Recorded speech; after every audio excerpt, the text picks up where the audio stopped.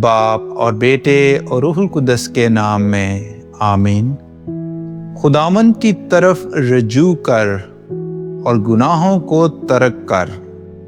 ہمارے لیے آج کی تلاوت یشوع بن سراخ کی کتاب، اس کا 17واں باب اور اس کی 20ویں آیت سے لے کر 23ویں آیت تک، اور پھر اس کی 25ویں آیت سے لے کر 28ویں آیت تک۔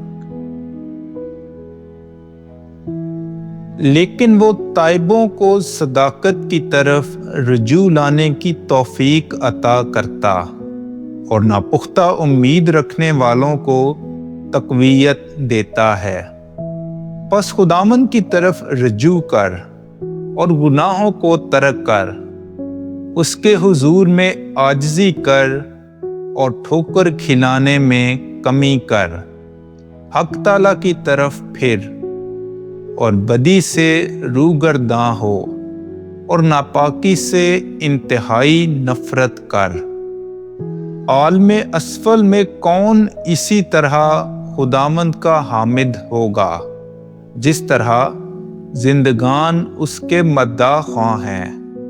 شریروں کی گمراہی میں ٹھہرا نہ رہ، مرنے سے پیشتر ستائش کر، کیونکہ مردہ انسان کی طرف سے ستائش کا ہونا ناممکن ہے۔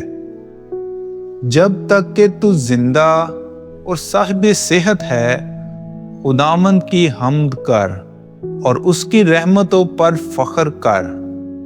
خداوند کی رحمت اور معافی ان لوگوں کے لیے کیسی عظیم ہے جو اس کی طرف رجوع لاتے ہیں۔ پاک کلام کے پڑھے اور سنے جانے پر خدا کی برکت ہو۔